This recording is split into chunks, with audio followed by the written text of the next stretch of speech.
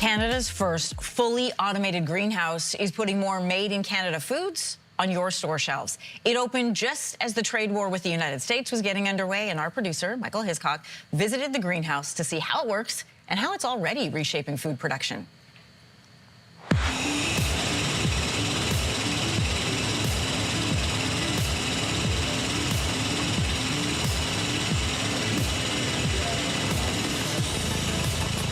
You're looking at the future of farming. The first time I saw this style of system operating, I just said, oh, yes. That's something that I really want to bring to Canada, but I just love watching it go every single day.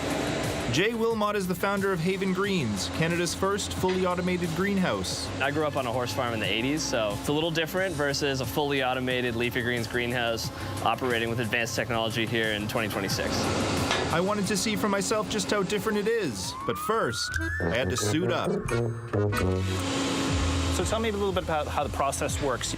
We pack into peat moss, which is sown and seeded into these gutters. They're effectively transported into the greenhouse on a similar set of conveyors where they're inserted into germination boxes. They spend about 48 hours there, and then they transport themselves automatically throughout the rest of the greenhouse over here.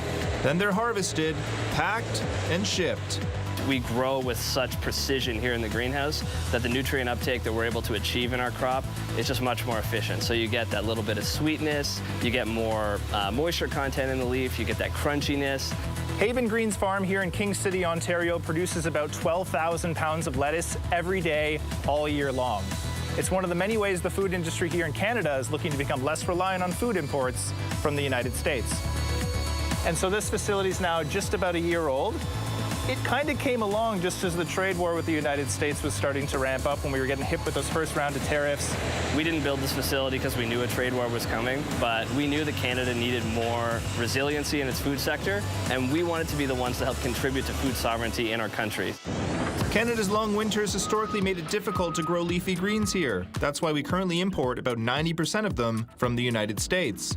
We want to build more of these greenhouses. There's always this concern that when you start to see automation at a scale like this, a lot of people start to think about what kinds of jobs are being affected, what kinds of jobs are potentially being lost. So right here, we're actually creating net new jobs at Haven Greens, and what we're proud of is we're creating good new farming jobs, where we're attracting young people that have advanced scientific backgrounds, and we're creating those long-term careers.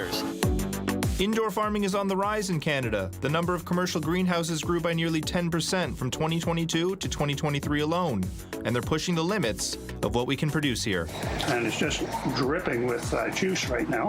Fruit trees and more. A greenhouse in BC is growing oranges, lemons, limes, and even olives all year long. Certainly there are farmers in Canada that are working on ways to effectively grow tropical fruits indoors. And the whole thing there is, how can we produce a crop that is not only high quality, but also affordable to the Canadian market? And that's the big step forward when people say, when can I commercialize something like an avocado or an orange that's grown domestically here in Canada?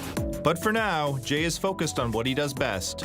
So Jay, I gotta know, does the stuff taste as good as it looks? I think there's only one way to find out.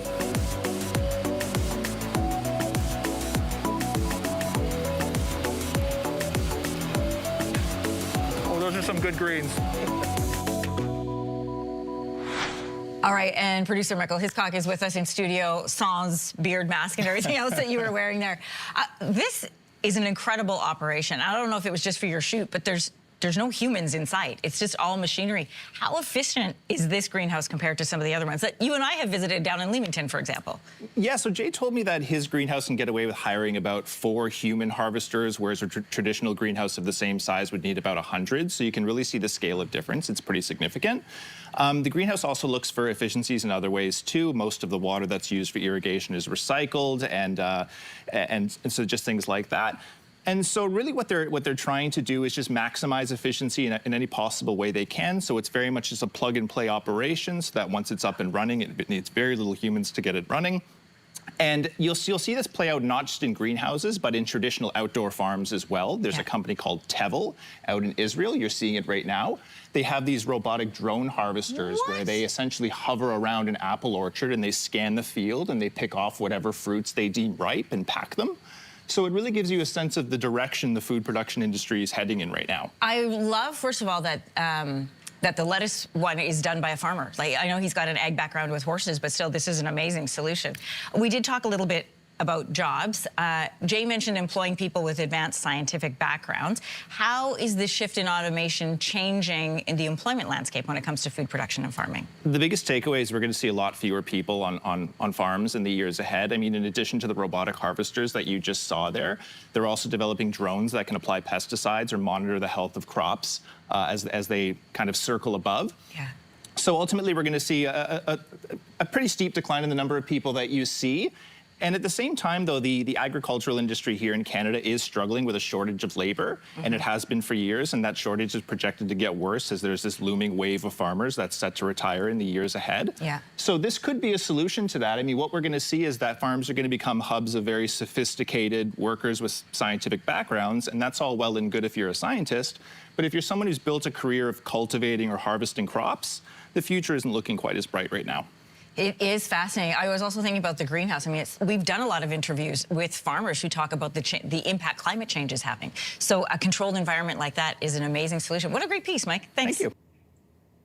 If you like that video, make sure to subscribe to the Your Morning YouTube feed, where you can find all kinds of new content posted every weekday morning.